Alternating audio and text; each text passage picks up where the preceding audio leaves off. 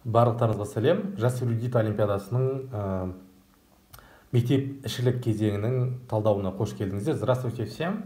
Добро пожаловать на, получается, анализ Олимпиады по математике школьный этап. Начнем с 5 класса.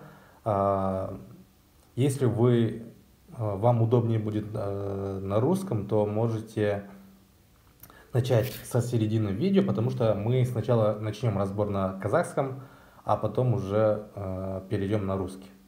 Но видео одно и то же получается. Бірінші барлық есептерді қазақша талдайтын боламын. Одан кейін барып видеоның жартысынан бастап негізі орысшаға көшеміз. Енді бірінші есепке келетін болсақ, төмендегі 5 өрнек ықшамдағында неше түрлі мән болады. Алғашқы есептер өте жеңіл, сондықтан тез шығаруға тырысамыз. Неше түрлі мән деген сөз әрқайсысын шығара салу керек. Мұнда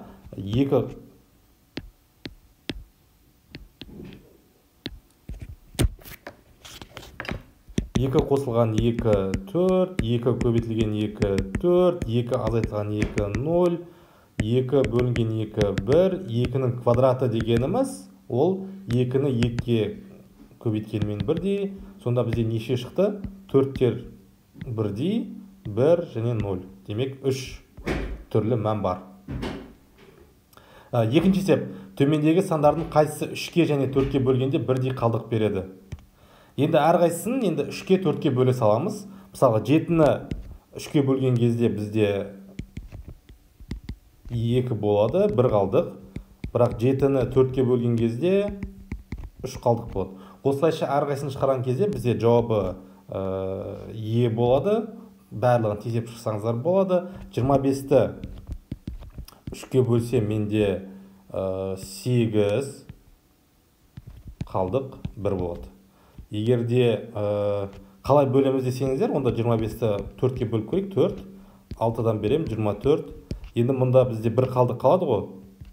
1-ді біз ары қарай 4-ке бөле алмаймыз. Сондықтан ол қалдық болып қалады. Сонда 25-ті 4-ке де 3-ке де бөлген кезде қалдық 1 болады екен. Үшінші есепке келетін болсақ, үшінші есепте суретте үлкен квадрат 4 кішкентай квадратқа бөлінген. Осылай суретке қарап, квадраттың шаршының қандай бөлігі жалпы боялғанын түсінуіміз керек. Ол үшін біз бөлшектерді өттік. Сондықтан бөлшектерде өте маңызды ең кішкентай бөліктеріміз бізде бірдей болу керек. Сол үшін осылай бөлсек. Енді менде байқасаңыздар, квадрат бірдей үшбұрыштарға бөлінді. Енді жай ғана санын санай салам. Мұнда 4-теу, мұнда 4-теу, мұнда 4-теу, мұнда 4-теу. Демек жалпы 16 кішкентай үшбұрыш шықты. Қаншауы боялған? 1, 2, 3, 4, 5, 6-сы боялған. Демек 16-дан 6-сы бізде боялған екен. 2-ке қысқартатын болсам, 8-ден 3 шығады жауапты. Төртінші есеп. 1, 2, 3, 5, 8 сандары төмендегі ұяшықтарға дұрыс математикалық өрнек құрастырылатындай әр ұяшықта бір сан орналастыру керек. Бөлу таңбасынан кейін, яғни мына жерде қандай сан болу керек. Бұл жерде де жай ғана варианттарды қарастырып шығу керек біз. Мысалға 8 үлкен сан болғандықтан, ол мүмкін мұнда болу керек, өйткені мұнда қосу амалы деген секілді. Осындай варианттарды қарастырған кезде бізде жалпы мысалға 11, 2 деп көрсем, 12 неге бөлінеді? 3-ке бөлінеді, 4 болады, 4-ке 5-ті қосқан кезде 9 болады. 8 деген санды қолдану керек. Мұнда бізде тақ жұппен проблема бар екен.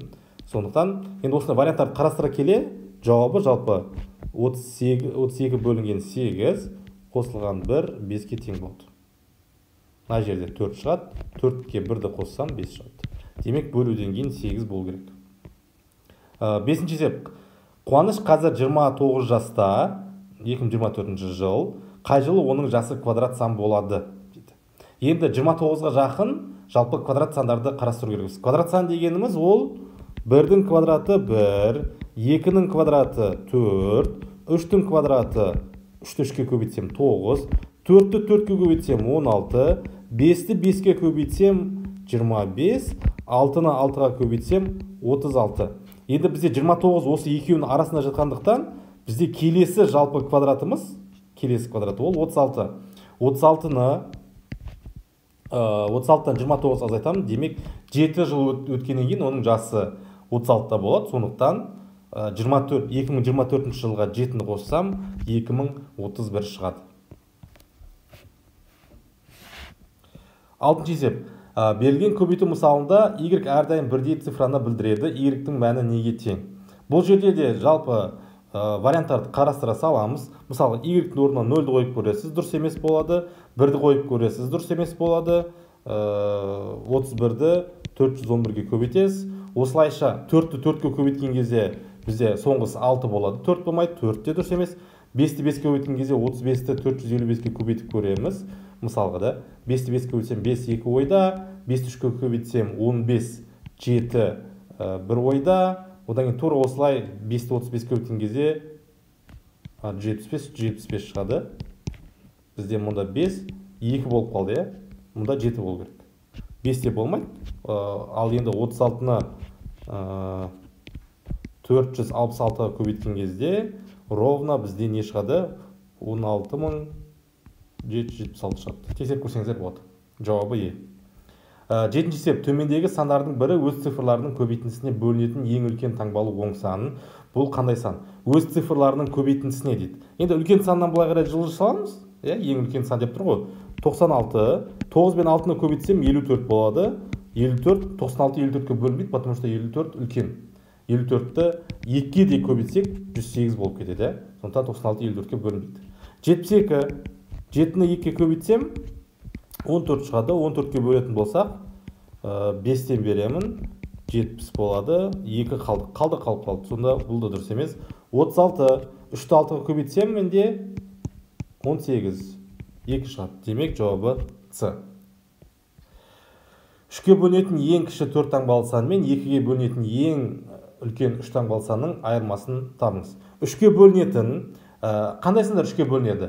Цифрларының қосындысы 3-ке бөлінетін. Ең кіші 4 таңбалы сан. Демек ол 1001-ге болу керек. 1000 қандай да бір цифра болу керек, енді 1-ге 2-ні қосқан кезде 3 болған үшін 1002 3-ке бөлінеді. Ал 2-ке бөлінетін ол соңғы цифры жұп болу керек. Ең үлкен 3 таңбалы сан болғандықтан ол 99 бірдеңке болу керек. Сондықтан 998 екеуінің айырмасы 4-ке тең. Жауабы Б. 9-шы есеп. Бірдей мөлшердегі кивиде апельсинге қарағанда С дәрумені шамамен 2,5 есе көп. 1 килограмм апельсиндегі С дәрумені мөлшерімен тең болатына неше грамм киви алу керек? Енді бізде жалпы киви бар, апельсин бар. Екеуінің салмағы бірдей болатын болса, мұнда С дәрумені мысалға 10 болатын болса, онда 2,5-ға көбейтетін болса, мұнда 25 болады. Сол секілді, егер де 1 килограмм апельсинде делік, 1 килограмм апельсинде 100 грамм С дәрумені болса, 1 килограмм апельсинде, 1 килограмм кивида 250 грамм болады. Бірақ бізде неше грамм кивиде 100 грамм С дәрумені бар деп тұр. Сондықтан біз 1 килограммды 1000 грамм деп ауыстырамын. 1000 грамм деп ауыстырамын. 1000 граммның 100 граммы С дәрумені болатын болса, 250 граммы С дәрумені болатын болса, демек мен 2,5-ға бөлу керекпін. 2,5-ға бөлетін болса, менде 400 грамм шығады. 400 граммда менде 100 грамм 4 есе өткен айырмашылығы.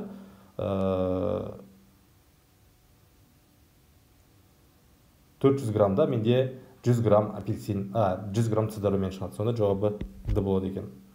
Яғни мұнда 10-нан 1 болса, мұнда бізде 4-тен 1 болып тұр. Сондықтан менде 100 грамм С дәрумені болу үшін киви С дәрумені киви 400 грамм болу керек, өйткені 4 есе. Бізде пропорция әрдайым сақталады. 10-шы есеп бізде ағылшын тіліндегі есеп, жай ғана есепті түсіну керек біз. During a lesson break, the following dialogue occurs. Сабақтың ортасында бізде осында бір диалог болды дейді. Пэм, I always tell the truth. Quentin, Pam is lying. Both Pam and Quentin are lying. Everyone is lying. Everyone is telling the truth. How many students are telling the truth? Неше оқушы шындықты айтып тұр дейді. Пэм не деді? Мен әрдайым шындықты айтамын деді. Quentin, Пэм өтірік айтады деді. Бұл жерде бізде шындық таблицасын қолдана салу керекпіз. Пэм дұрыс айтты деп ойласақ, Пэм дұрыс айтса, Quentin ол Пэмді өтірік айтып тұр деп тұр ғой. Сондықтан ол өтірік айтты. Roger, both Pam and Quentin are lying. Екеуі де өтірік айтып тұр деп тұр. Қарасақ, Пэм дұрыс айтып тұр. Сондықтан екеуі де өтірік айтып тұр деген ол өтірік. Everyone is lying, Susan, олыңқы де өтірік болып тұр. Терри барлығы шындықты айтты деп тұр. Барлығы шындықты айтып тұр ма? Жоқ. Сондықтан тек қана Пэм дұрыс айтып тұр. Екінші жағдай, Пэм өтірік айтып тұр деп ойласақ, екінші жағдайда, бірінші жағдайда Пэм шындықты айтады, екінші жағдайда ол өтірік айтады. Quentin ондай жағдайда дұрыс айтып тұр. Неге? Өйткені Quentin Пэмді өтірік айтып тұр деп айтып тұр, сондықтан ол дұрыс айтып тұр. Роджер екеуі де өтірік айтып тұр деп тұр, оңқы қате. Сьюзен барлығы өтірік айтып тұр деп тұр, оңқы өтірік, және барлығы шындық дегенде өтірік. Екі жағдайда да байқасаңыздар, шындық айтып тұрған адам тек қана біреу. Ол Пэм немесе Quentin. Сондықтан жауабы тек қана бір адам кез келген жағдайда бұл жерде шындықты айтты. Бізге кім шындықты айтып тұр деп тұрған жоқ, бізге неше оқушы шындықты айтып тұр деп тұр. Сондықтан біз бірді таңдаймыз. 11-ші есеп, бір топ бала бірінен бірдей қашықтықта шеңбер бойымен тұр. Және олар 1, 2, 3 тағы да солай ретімен нөмірленген. Үшінші нөмірлі бала 12-ші нөмірлі баланың қарама-қарсысына тұр. Демек менде шеңбер 1, 2, 3 осылай кете береді. Білмейміз қаншаға дейін барады, қанша оқушы бар екенін, шеңберде неше оқушы бар екенін табу керекпіз. Біз нені білеміз? 3-ке қарама-қарсы тұрған оқушы ол 12. Қарама-қарсы шеңберде демек не деген сөз? Мына жақтағы оқушылар саны мен мына жақтағы оқушылардың саны бірдей екен. Енді 12-ге дейін қандай сандар баратынын білеміз.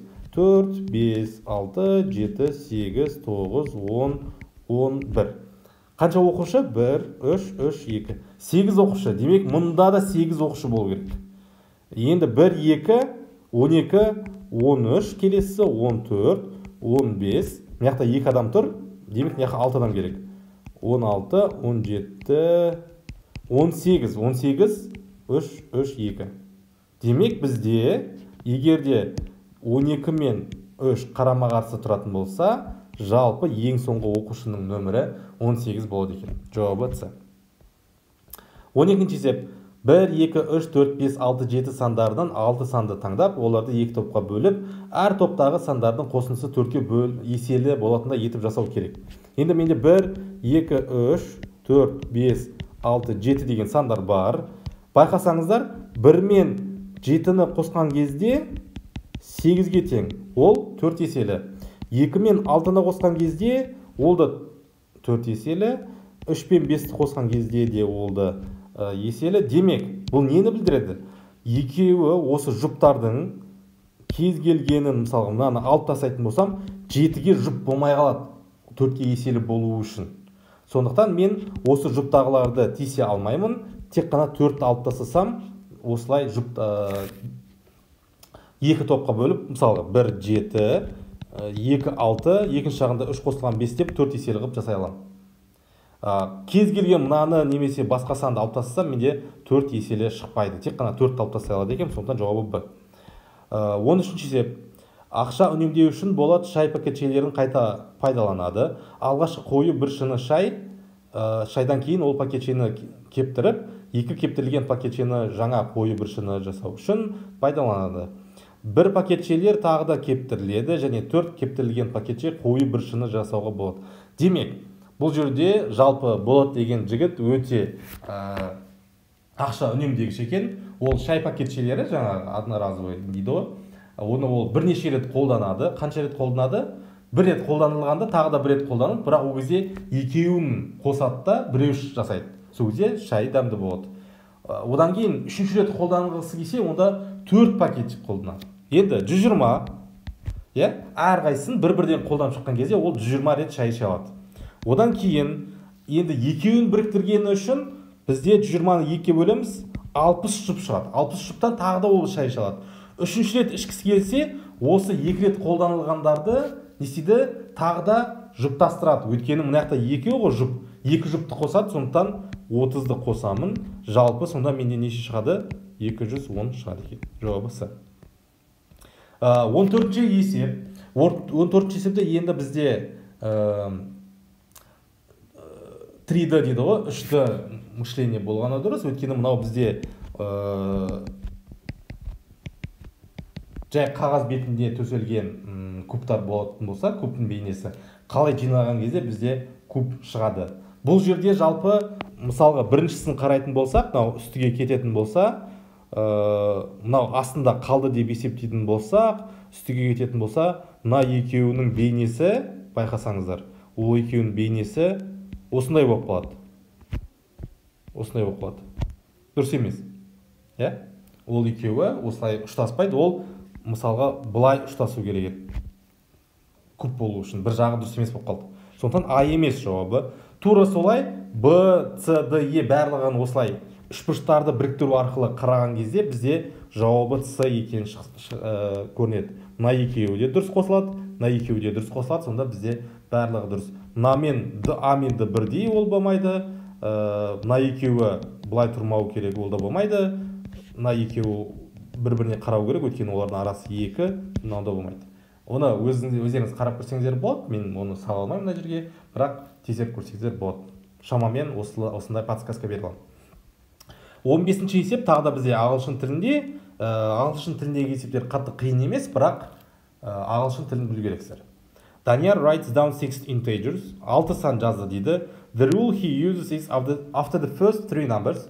Алғашқы 3 саннан кейін each next number, келесі сан is the sum of the 3 previous terms. Яғни алғашқы 3 саннан кейінгі 4-ші сан ол ана 3 санның қосындысы, 5-ші сан ол 2-ші сан мен 4-ші сандардың арасындағы сандардың қосындысы. Келесі сан табу үшін алдыңғы 3 санның қосындысын табу керек. Енді менде мына жерде байқасаңыздар 3 санды білмеймін, бірақ 9, 15, 28 екенін білемін. Енді мына 28-ді қайдан шығардым мен? Алғашқы үшеуінің қосындысы ғой. 9 пен 15-дің қосындысы ол бізде 24, сондықтан мынау сан менде 4 болу керек. Енді мынау үшеуінің қосындысы 15 болу керек. Демек мына жерде 2 деген сан. Мынау үшеуінің қосындысы 9 болу керек. Демек мынау сан менде 3 болу керек. Осылайша біз жалпы барлық есепті талдадық.